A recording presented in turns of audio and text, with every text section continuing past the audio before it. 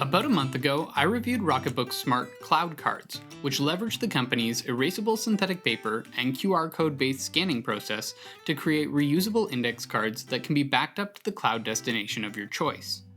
The case for using these cloud cards to create digital flashcards is pretty straightforward, with Rocketbook even integrating a neat study mode feature that automatically pairs the front and back of the cards together and that allows you to digitally flip the card over within the app.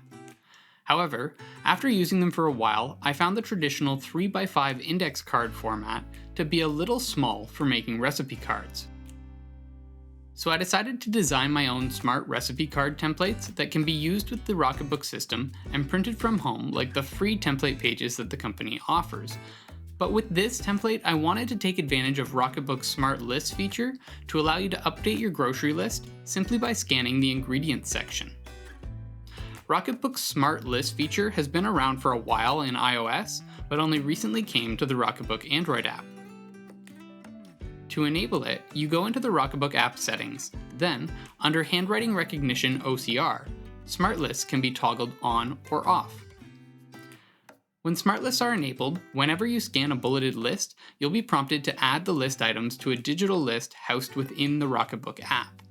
For the purpose of this video, we need to create a grocery list by opening the main app menu, clicking on the Smart Lists, then pressing the plus button to add a new list, which we'll title Groceries. Unfortunately, these lists can't yet be shared with any third-party apps. Now, as an example, if you scan a simple bulleted list in any Rocketbook notebook, remembering to keep the items left justified, you'll notice that there's an additional step in the scanning process where the app notifies you that it found a list and that you can add the items to one of your smart lists, or you can simply dismiss the screen to proceed as usual. In order to take advantage of this feature, I designed a simple 6-inch wide and 5-inch tall recipe card that includes a blank title section and ingredients list on the front of the card and a blank method section on the back. I played around with a few different patterns, trying to add faint dotted lines, but I found that the blank versions worked most consistently. The idea here is that you can fill out each section of the card, then scan the method and ingredients section if you want a digital backup of the recipe, before folding the card in half, creasing it right between the title and ingredients sections to have a more traditionally sized 3x5 recipe card that you can store in the kitchen.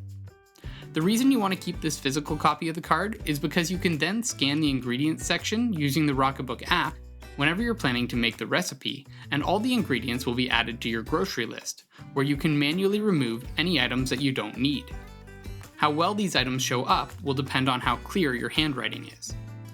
You could also do this using any of the existing Rocketbook notebooks or templates, but currently there is no way to go back into your scan history to re-add items to a smart list, so it's best to keep a physical copy of the recipe cards handy. I'll leave links to the PDF versions of these templates in the description below if you're interested in trying them out. One thing you'll notice is that the methods section is a little wider and has thicker borders than the ingredients PDF. This is because it can be challenging to exactly line up the template when printing on both sides of the page. To print these cards, I picked up some 110-pound heavyweight printing paper to give each card a little more thickness. Then, with the paper loaded, I opened the ingredients and titles template in Preview and using Apple's AirPrint utility, set the number of copies per page to 2, making the most of each piece of paper. Then, importantly, changed the scale to 100%. Once the first page prints, you then need to know how the page must be oriented when fed into the printer in order to ensure that the methods PDF is printed on the back side of the first page. This is probably going to take a few trials to figure out, but you can go about the process methodically by marking a page before printing something to better understand the feed orientation.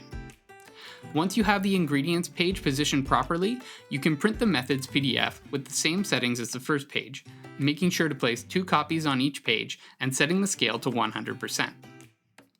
You may be tempted to use your printer's two-sided printing feature, but in my experience, this can often lead to paper jams if you're using heavyweight paper, so I would recommend sticking to one page at a time and manually loading the tray. Once you're happy with the printed templates, you can simply cut off and recycle the excess paper, using the ingredients and title side as the guideline for cutting the edges, and you're good to go. If you're interested in projects like this, you may also be interested in checking out today's video sponsor, Skillshare, which you can join for under $10 a month with an annual subscription. Whether you've recently come across some newfound downtime or you're simply looking to make the most of the time that you have already, learning a new skill is a great way to leverage your creativity and accomplish something that you may not have known you were capable of.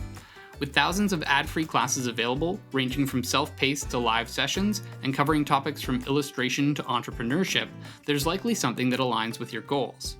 I'm currently starting Brooke Glaser's Intro to Procreate, illustrating on the iPad, to help me expand my own skill set as I go about making thumbnails for videos like this one. So if there's something you've always wanted to learn, I'd honestly encourage you to head over to Skillshare.com to browse their classes, and if you happen to find something that you like, keep in mind that the first 1,000 of my subscribers to click the link in the description will get a free trial of premium membership so you can explore your creativity. Coming back to the design of my recipe card templates, the only thing that I would like to add eventually is the Rocketbook destination footer. I've left room for it at the bottom of the methods page, and even played with a few different versions that used it, but I wasn't able to get it to work consistently, so I opted to leave it out for now. But if I do get it working, I'll make sure to update the shared PDFs accordingly. Aside from this, I had a lot of fun piecing together this recipe card template to work with the Rocketbook app, so I hope some of you find it valuable. If you've made your own Rocketbook templates or have some suggestions, I'd love to hear about them in the comments below.